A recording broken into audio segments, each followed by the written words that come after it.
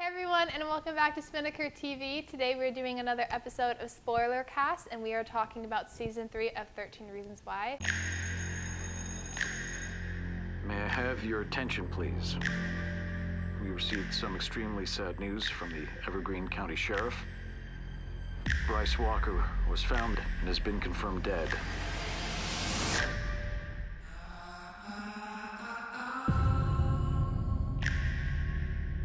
It's my wish to find the person who killed my son. We are working every angle, and we will find out what happened. Someone we know could have done this. That's crazy. Is it? Bryce Walker did hurt a lot of people. The one he hurt the most was Jessica Davis. Somebody shot Bryce. Tyler has a gun.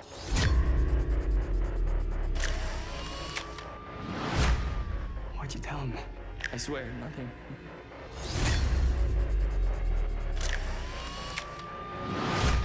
You don't know everything, okay, Clay? You hated Bryce. I didn't want him dead. I know Bryce hurt you. Do you know anything? I found this. Clay Jensen! I didn't do anything. But the police think that you did. If you need cover, I got you. Where were you that night, Tony? Can you account for every minute? If you're trying to clear your name, you need to look a little closer to home. I'm scared.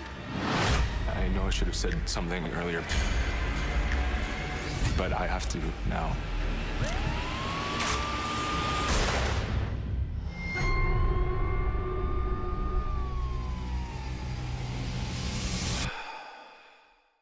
My name is Ashlyn Glocky, My name is Kathleen Cavallo. and we have a special guest here today, so go ahead and introduce yourself. I'm Dr. Richmond Wynn, the director of the UNF Counseling Center and an associate professor in the Clinical Mental Health Counseling Program in the Brooks College of Health.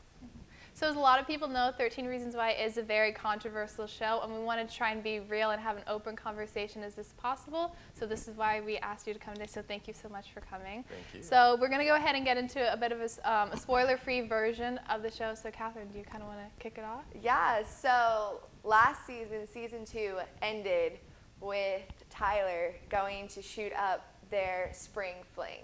And, you know, we see him coming with his AR-15 on his back, and, you know, everybody's having a good time, and we're just, like, kind of getting into Tyler's mind. Like, and, you know, we saw this kind of prelude at the end of season 1, you know, when he had those pictures up of everybody. Yeah. He had these still pictures up with, like, the victims, as people were speculating. And, you know, it turned out in season 2 that he actually was going to shoot up the school. And, you know, thank God that Clay and Justin and Jessica and his friends really stepped in and saved him, stopped him from shooting up the school. And, you know, for me, I thought that was, I really didn't know how to feel about that at first, because I was like, why would you, like, I understood what they were doing and, like, stopping him, but it was like they didn't want to tell the police. They didn't want to, you know, let anybody know what had happened, and they kept it a secret. And they took, like, Tyler's counseling into their own hands. And so for me, that's where I kind of thought that, you know, maybe they shouldn't have done that. What are your thoughts on it? I almost kind of think it was a good idea, because I think they cared for Tyler and they didn't want him to get into a bad situation with that being, you know, being arrested and getting into that. They truly cared about him. So I think they did it out of love. You know, they saw this person, they saw how hurt he was. Later on in the season, they found out more why he did it. We do find out at the end of season 2 that he was raped by Monteith, and that was kind of the trigger point. He was like, okay, I got to do this. So I personally liked how everyone kind of came together and took care of him, because I think it was really the only way to kind of save him and make him become a better person. I can agree with that, but I also think, like, they're just kids. Like, they're teenagers. They don't know.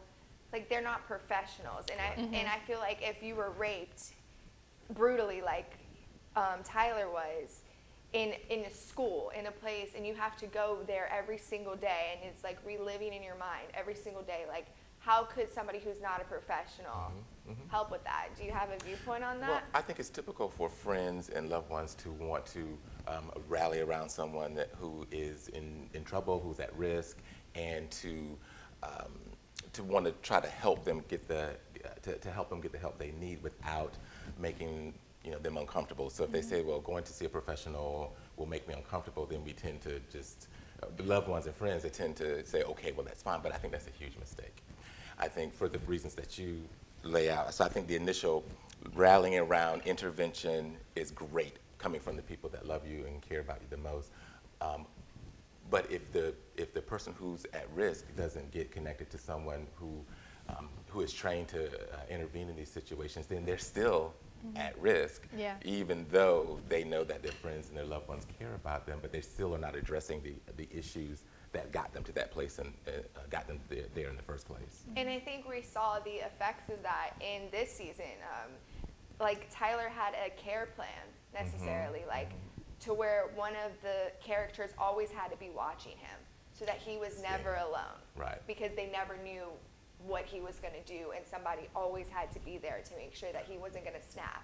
Well, and it has an impact on everybody's life. Exactly. Again, you care about them, but then now you're having to schedule time that you would have been using for something else in your life to care for him, when in fact there are professional resources that can provide a similar or the same kind of support, as well as helping them look more deeply at what's going on and maybe come to some resolutions in terms of what's concerning or bothering them, whereas the untrained friends and family members can't help with that next level. They can provide the support, they can rearrange their lives to be there 24/7, and eventually, most likely, they're going to come to resent that. And so that you run the risk of ruining or damaging the relationship when the person who's being the caretaker, or the persons who's being caretaker, becomes resentful because I'm having to carve out time in my life to care for you. And I think like that is something else that we saw, like Clay, who was in season 3, we saw this like intervening with Tyler really, really take a toll on his life. You know, when he was being framed for he was being painted as the person of interest in Bryce Walker's murder, he couldn't be there for Tyler. And that is what, like, he was more concerned about being there for Tyler than the fact that he could be going to jail for a murder he did not commit. Wow. Wow. So That's serious. It really took a psychological toll on him. Yeah. Exactly. But I mean, season 3, kind of like you briefly mentioned it does go over, we find out that Bryce Walker was murdered, and it kind of goes into depth as to who murdered him, and it also goes over a lot of important issues that we were talking about just before this. You know, it goes over deportation, it goes over abortion. We kind of see inside Tyler's mind and kind of how he's recovering from what he was almost going to do. He was almost going to shoot up the school. So as far as season 3 goes, that's kind of it. We're going to give a heads up. We are going to get into a spoiler version now. So if you guys haven't seen the show yet and you are interested, spoiler alert. All right. So how do we want to start this? What happens in the first episode? So season 3 opens up and we meet this new character, the narrator. She becomes a narrator throughout the whole entire thing. Her name's Ani, and she's in the interrogation room. And so this is the first time we're meeting this chick. She's literally being interrogated, and she seems to be like this omnipotent narrator and somehow knows what every single character has done and what every single character's role was in Bryce Walker's murder, which is really kind of crazy to me because I'm like, you just showed up and like somehow you've managed to get to know everybody. But you know, as the season unravels, we get to really know her and see who she became close with and how she was I kind of looked at her as the mom of the group. She looked out for everybody. She was very much an observer. She kind of like and she looked at everything. Yeah, she observed everything, and then she kind of came to her own conclusions, almost did like a little bit of investigating. She kind of got close to everyone, kind of to figure out who did what, and like you were saying, kind of put the whole picture together. Yeah. So I think one of the first big points that happens very early in the season is in season 2, we find out that Chloe is pregnant. When Bryce raped her, she got pregnant. And now at the time, Bryce was her boyfriend. They were dating, but that does not excuse the fact that he raped her because, you know, that is what happened. Yeah. Together or not, dating or not, Exactly. rape is rape. Yeah.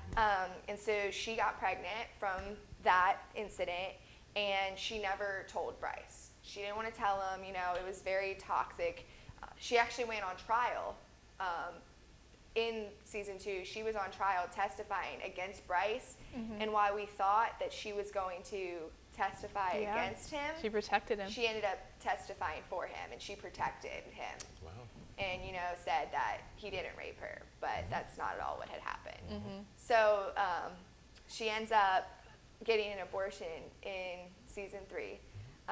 And something that I thought was really interesting was how one of the characters, Zach Dempsey, really stepped in and was there for her, you know, because she never told Bryce what was going on. So he kind of took that male figure and was her shoulder to cry on. And, you know, he went there with her and was her total support throughout the whole thing, which is something that I think is really admirable, especially as coming from a teenage boy whose baby, it wasn't even his baby. And it was just like that compassion and that understanding from his character, I thought was really, really nice. Yeah. One of the things that kind of like left me heartbroken is I'm Catholic, so obviously our religion has very strong views about abortion and stuff. But something that kind of really got me was the scene where they were going to the abortion clinic and there were the protesters outside. And there was somebody who came over and said that she was going to escort them, but she was actually also a protester and she was trying to talk them out of it. And coming from someone who's Catholic, and yes, I have my views on it, I don't think it's right at all to force your own opinion on someone. I think people have the right to do whatever they want with their body. And kind of looking at that, and stereotypically Catholics are mainly the people who do that, who do go out and do those things. It was kind of heartbreaking to see, you know, people actually do go out and do that, and they try to change your mind so much and make you feel bad for, like, she was raped, something she didn't even do, something she didn't even plan. So, like, what are the psychological effects, if any, you know, from an abortion? Because I think we saw Chloe go through it a little bit throughout the season. You know, she would just break down randomly throughout the season. Sure. I think it's different for everybody. I mean, as you might imagine, women go into this decision, hopefully, with medical providers of medical procedure. Hopefully they are negotiating and talking with the medical providers as well as other people that they love and trust with this decision. And so some women can have the experience and not have psychological aftermath, and others are very different. And I think there are a lot of factors that probably go into it. It's like, well, what was the psychological space they were in before becoming pregnant? And in this case, the trauma of being raped, the trauma of being raped by someone that you are in relationship with. And then how, you know, I haven't seen it, so I don't know how she got to the decision to have an abortion. I think all of that and whatever she was considering that led her to protecting him could be part of what she's experiencing in the aftermath, the crying and whatever. So we don't know if it's only from having the abortion. My guess is the psychological aftermath is from all of it. And how much of it is the actual abortion versus the trauma of the rape versus the whatever encouraged her to protect him, we don't know. We would have to obviously talk to her.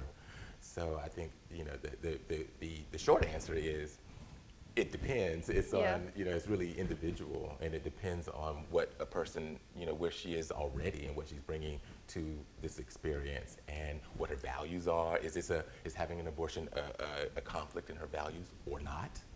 That's going to contribute to it. Does she have support in her immediate system with family and friends? Do they know? Do they understand or not? Or are they you know, some of the same people who are picking the clinics? And so I think there's just a lot to consider in terms of the aftermath and what we see in terms of symptoms. And I think something interesting is we don't really know a lot about Chloe's character. We don't know a lot about her background. You know, we don't know where she came from, and we don't know her parents. Like all the other characters' parents are involved in the show, and we don't know who Chloe's parents are. We don't know her friends. Like we don't know anything about her. So she's kind of a distant character, but I think like this kind of brings her into the show a little bit more, but we also don't know exactly, like you said, those factors or her home life or anything. And something I like about 13 Reasons Why is that you know, even though, yes, this is a fictional show, these are real situations. Oh, yeah, for and sure. something that the actors go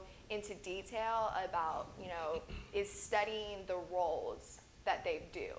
So, you know, they go, like Hannah's, I don't remember the actress who plays Hannah's Baker's mother, but she would go to, you know, parents whose children had committed suicide so that she could learn and just talk to them so that she could accurately portray, you know, what they're going through. And that's something that all these actors are very passionate about, is making an accurate portrayal of these events.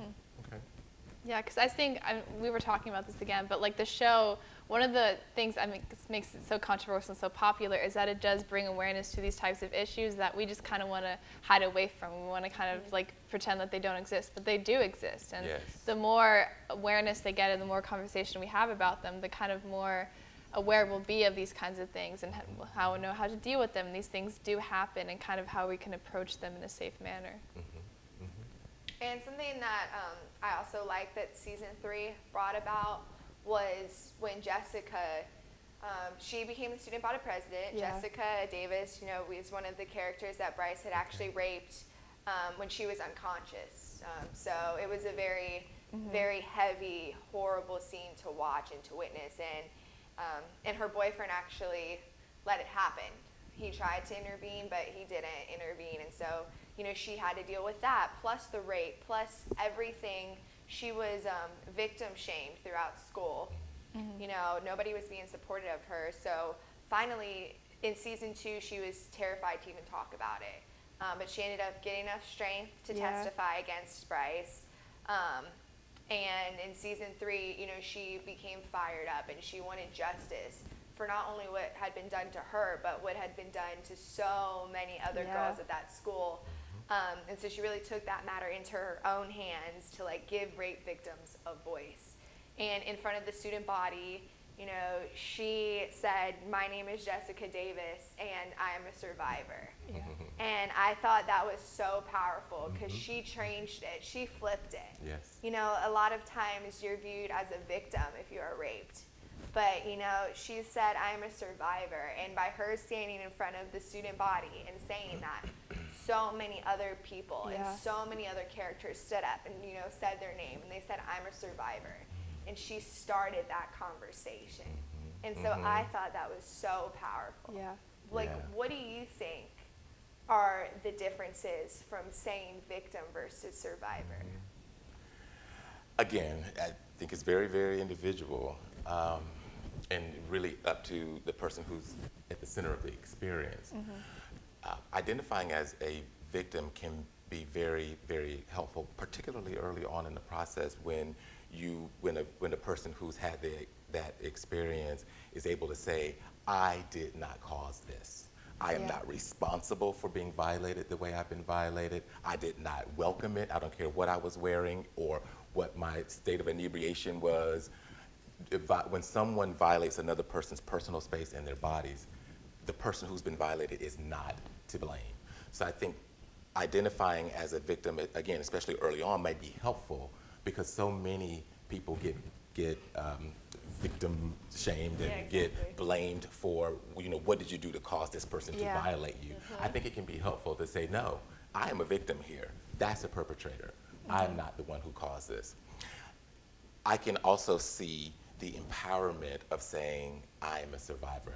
I'm not going to forever be experience the experiences that I'm having as a result of being victimized, and that could be everything from, you know, drastic changes in mood to depression, anxiety, having your entire life interrupted, your functioning can be diminished, lots of fear and anxiety. And so I could see where someone saying, in this case, saying, you know what, I am going to not only, you know, not hide out and not feel responsible for this, but I'm actually going to use that energy to address this issue in a way that says, I'm taking my power back. Because when someone's victimized, their power gets taken in that moment and in that instance. Their voice is silenced in a lot of ways, both figuratively and literally, and to say, you know, I am taking charge of my life and this situation in a different way. And so being a survivor can be very, very empowering. I think it's important for us to take cues from the person who's at the center of the experience. And so I don't think it's helpful for me or anyone else, or even in counseling, to tell someone if they're identifying as a victim, they may need to be there right now. So it doesn't help for me to tell them, no, no, no, you're a survivor. Because I think that's doing the same thing that the victim did. You're taking away their voice. Yeah. She may need to identify as, or he may need to identify as a victim in this moment, and it may shift over time. And so it can very much be a process or a continuum of being victimized, identifying, being violated, and identifying as a victim, which may be the healthiest thing you can do in that moment. And then in a process, beginning to identify as a survivor is still part of the process toward healing and greater empowerment. So it could be both. Yeah. And they both could be appropriate and necessary related to one person's experience. And then on the flip side of that, we can go in and talk about Bryce Walker, who was the rapist himself. Yeah. And, you know, we saw him get off easy. Well, a lot of people thought that he got off easy in season 2, you know, when he was only sentenced to 6 months probation. Yeah. He didn't have any jail time, and, you know, he raped, at least that we know of, at least 3 girls. Yeah, and again, By like, name. yeah, Wow. with That we the whole know. clubhouse Right. situation that happened in season 2, there could Exactly. be so many more that we don't know They had about. a box of, the jocks did, a box of all these pictures of these girls that they would take whenever, you know, they were just totally drunk, and it was just like of them like half naked and just like completely plastered. And like they had taken pictures of it and they were showing it off and stuff like that. Like it was a cool thing. Like, Yeah. look what I did. Like it was a trophy. Yeah, like it was Oh, a yeah. trophy. So they felt like he got off easy. And in season 3, obviously we know he dies. But kind of trying to figure out who killed him, we get to really see his backstory. Yeah. And, you know, throughout these months that happened after his trial, I think we really start to see Bryce change throughout the episodes. Like, he's starting to realize what he did was wrong. And, you know, he tries to confront, you know, or not confront, I wouldn't say confront. He tries to talk to, you know, Hannah Baker's mom, who is one of his victims. He Okay. tries to talk to Jessica. herself, Yeah. who he raped, you know, and just say, like, you know, I'm sorry. And Hannah's mom said, like, she didn't want to pay him any attention today. And as the elevator doors were closing, she said, you wouldn't even know what sorry means. And she's like, or you're never going to know what it means to be sorry. And the doors close. Okay. And so, but I found myself liking Bryce. Yeah. I feel like that's such a horrible thing to say, but like Why? by the end of season 3, because of just like everything he had done, but like Yeah. despite what he didn't deserve to die, I think is what I'm getting at. Like, Yeah. he was trying to be a better person. And I think that Alex, spoiler alert, we find out Alex actually killed him. I think Alex, like, pushing him off the bridge when he was so weak and just in such a vulnerable place, because he had been attacked by Zach, another character, and had been beaten to a pulp. Wow. And he couldn't even move. Yeah. And Jessica and Alex pull up and find him. And he was like, guys, like, I just need help. Like, can you just, like, it's cold out here. Like, I can't walk. Yeah. Like, can you get me out? And they kind of walked away. And they were just going to leave him there. And then they turned back around to go pick him up. Yeah. And we, like, think it's all good. And we see Alex ending up just throwing him off the side of the bridge, and he Yeah. ended up drowning to death. Well, the trigger point is that he said he was like, I'm going to kill Zach, you know, Yeah. like, I'm going to get out of here and I'm going to kill Zach. And as we saw in season 2, Zach and Alex had such a close relationship, and even in season 3, they still do. So when Alex heard that, he was like, no, that's enough. You're not going to hurt any more of my loved ones. Like, that's it. I have to make this happen. And so he pushed him off the bridge. But even still, like, that wasn't his decision to Yeah. Sure. decide that, you know, Bryce deserved to die. So I think my question to you would be, can a perpetrator actually change? Like, can they become a better person and realize what they did was wrong? and going on top of that, can they really ever know exactly the harm that they've caused to their victims? I think I'll start with that last question, and it's probably not possible for any of us to truly know somebody else's experience, even if we've participated in it, even if we've had a similar experience ourselves. And in part, it goes back to what I was saying earlier about we all have a background, we all have experiences that we bring into this moment, the next moment, and beyond. And so to say that I know exactly what someone's going through, even if I've had a similar experience, is probably not the most accurate. I think we can probably get very close to certainly being empathetic. And counselors, you know, we want to try to convey empathy, and I think we can do that and help a person feel safe in a space. But to truly know, probably not. I am very optimistic, and I wouldn't be a counselor if I didn't believe that people could change, including people who have done horrible things. And I think that when a person is attempting to change, in this case, and who has harmed other people, and he has every right to and should embrace an opportunity to look more deeply at his decisions and his behavior, to hopefully there's some insight as to what got him to the point of making these decisions to violate other people's space, and then deciding that he wants to live differently. He has every right, and we actually want him, and every responsibility. We want people doing that. What he doesn't have the right to do is to force his victims to be a part of his healing and transformation. He may want to. It may make him feel better to reach out to the person that he victimized and their parents and everybody else who cares about him to help bring it full circle for him. But that is not his right. He doesn't have the right to force them to be a part of it.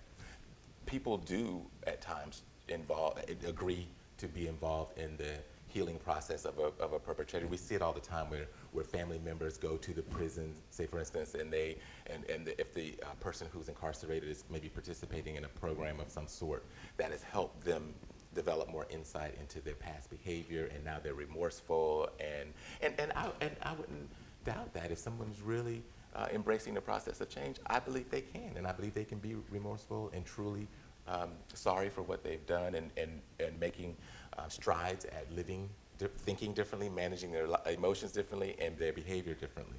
But again, I'll just reiterate, they do not have the right to force other people, especially their victims, to be a part of that. And so they can continue along their healing journey and not have those people say the words, "I forgive you," or not have those people say, to even listen to their transformation story. That healing is in the realm of their lives, and their lives only. But to answer your question, absolutely, I believe people can change. And I would not be a counselor if I didn't believe that.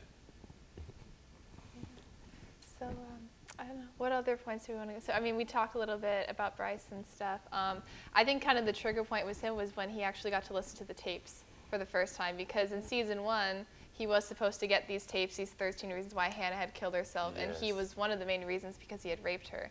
And he finally got to listen to that tape of her being, so upset and vulnerable right after that had happened, and her just reliving it and talking about it again, and him kind of going through his mind. And that was the moment, I feel like, where he kind of realized, oh my gosh, I am a horrible person. I did do all these horrible things. So I think that was kind of the peaking point for him, where I think he did start to change. He was like, okay, I did do all these bad things. I need to start mending things one at a time. Right. And I think another character we got a lot of insight on was Monty. Yeah. He was painted as this horrible monster in season 2 for raping Tyler, and now he brutally raped him. He raped him in a bathroom with a mop. Yeah. Like, it was horrible, and it depicted that very accurate, like, very vivid depiction of that. And we know that's what, like, kind of led Tyler to his breaking point, but we never knew why Monty did that. And this season we got an insight into his life, and he had this horrible life. He was abused by his father, and his father was hyper masculine, like, you have to be like top dog, like you have to get all the girls, like you have to be a jock, you have to be an athlete. And we find out that Monty's actually gay. He is secretly gay, and he is terrified to say it, to say Yes. it. Like, he had a relationship with one of the boys from school, and the boy asked him, he was like, "Are you gay?" And he was like, "I'm not gay, I'm not gay." Like, he completely denied it. Ended up beating him up, you know, as a hyper masculine act. And when he was in jail, because, you know, Tyler ended up finally confessing, or finally coming forward with what Monty had did to him, and Monty ended up going to jail. And when he called his dad, told him he was arrested, and when his dad came in, I guess he had heard rumors that he was gay, and so his dad asked him, he was like, "Are you gay?" And Monty's in shackles, you know, his hands are tied together, his feet are tied together, you know, he's completely defenseless. And he was like, "What if I was?" And you can see the tears in his eyes, just like looking at his dad, and then you can see the anger in his dad's face. And he was like, "You're a aren't you?" And excuse my language, but that's what he said. Yeah. And he spit in his face, right in his face, and you can just see the tears and the hurt and the pain in Monty's eye. And like for me, as a viewer, that got to me because I could not even imagine that. It's like your son is in jail and he is trying to be honest with you, and you're going to treat him like that, completely defenseless, and spit in his face. And so can you talk about kind of, well, I guess homophobia in itself, and then also people's fear with coming out? People's fear with coming out is because of things like this that actually happen, and a whole range of other things up to and including you know, being killed just for being who you are and being open about being gay or lesbian, gay, bisexual, transgender, queer, questioning. So, you know, there's this being a part of the LGBT community and being open about that is still very much stigmatized in our society. We have, and in certain parts of the world. And we have come a long way in the United States in terms of visibility of the community, and some laws have changed, some minds and hearts have changed, I would imagine, but not everybody. And there's still a lot of exclusion of LGBT people from mainstream society. And for some reason in our world, in our society, we believe in what's called a zero-sum mentality, meaning that if we, those people who have the most power and the privilege in our society, those people whose identities are seen as normal and acceptable and desirable, often those people believe that if they open up and include more people who don't look like them or include more people who live differently from them, somehow their experience of life will be diminished. We don't live, that zero-sum mentality really doesn't apply in this case because there's actually space on the planet for everybody. There's resources for everybody, especially when it comes to just simply being treated as a human being and respected as a human being. I like what you said earlier about your values and beliefs when it comes to abortion, but you wouldn't impose that on anyone else. And I think that is a perfectly, you know, smart rule to live by on a number of topics and a number of issues that come up in our world. And it would be nice if more people believed that way and would give people space and would be more welcoming and inclusive to people who live differently, look differently, had different life experiences, and knowing that by opening up and including people doesn't take away from who I am or doesn't have to take away from my experience. People who do identify or may be wondering if they identify as part of the LGBTQ community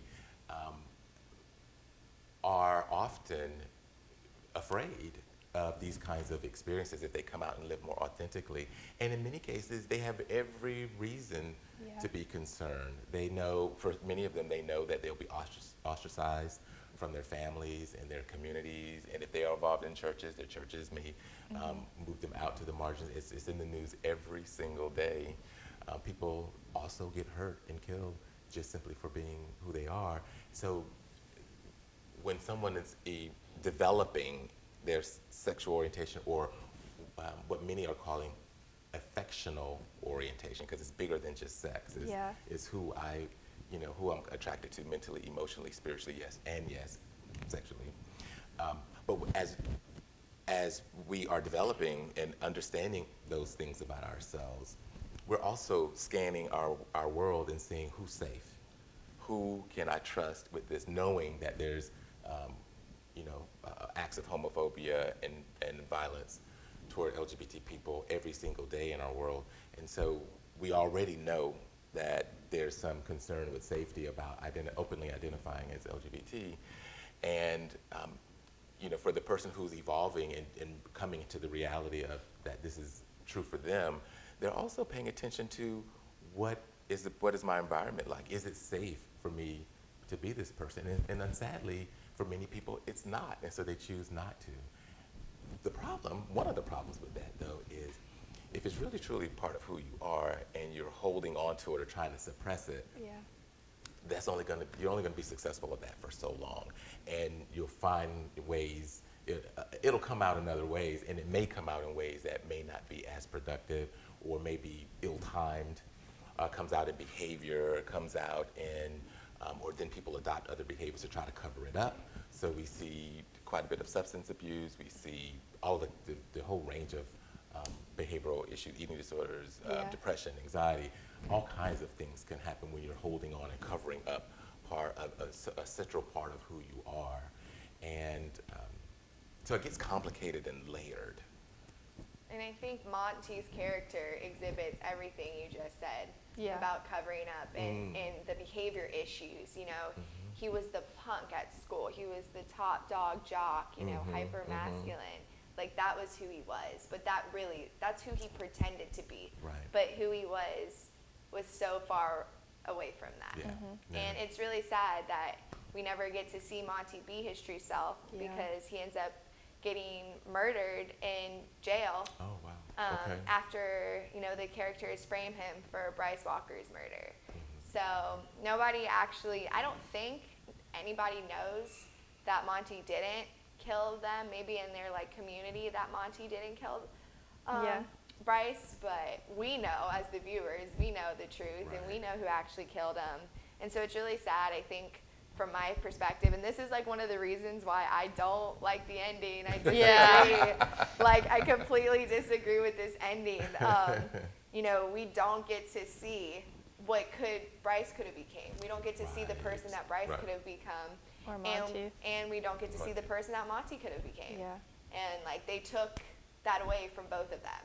And like, for me as a viewer, like, I'm all about change. I'm all about happy endings. Like, I want to see the bright side of things. And they didn't give me that. So I'm really sad. I don't know what season 4 is going to hold. Hopefully there's a season 4. Well, that's a good way to keep you keep you coming back that's for more. That's what I'm saying. Like, fingers crossed on season 4. Right. That's all I'm saying. Right. So since we kind of just wrapped everything up, we can go ahead and give a rating out of 5 sales on the show. I know it's a bit hard because there's a lot of things to take in, but I'm going to be honest, I binge watched it in like 2 days, all 13 episodes, so I got to go 5 out of 5. Okay. Yeah, I'll probably go with that. I'll probably do 4 out of 5. The 1 star just being because, like we were saying, the ending. I really wanted there to be more, but I do think it is a show that brings attention to a lot of things. And I think this season, this is my favorite season by far because it didn't, like kind of what it was getting controversy, it didn't romanticize anything. It told it as it was. I know it got a lot of controversy for season 1, especially moving on to season 2, that even though Hannah was still dead, she was still a part of the story. So I think they did a great job season 3 talking about all these issues. Hannah wasn't involved, so there wasn't as much controversy. And so I'm going to stick with the 4 out of 5. And of course, I'm not rating because I haven't seen the show. But I will definitely put this on my radar to watch the show now that you've kind of given me an insight into it. And I'll be happy to get back with you and give you my rating. Yes, perfect. Yes, we love that. Yeah. So thank you guys so much for joining us on this episode. Please stay tuned. We're going to be coming out with this show for bi-weekly, so we'll be back in another 2 weeks talking about another movie or TV show. So thank you guys so much for watching, and we'll see you next time.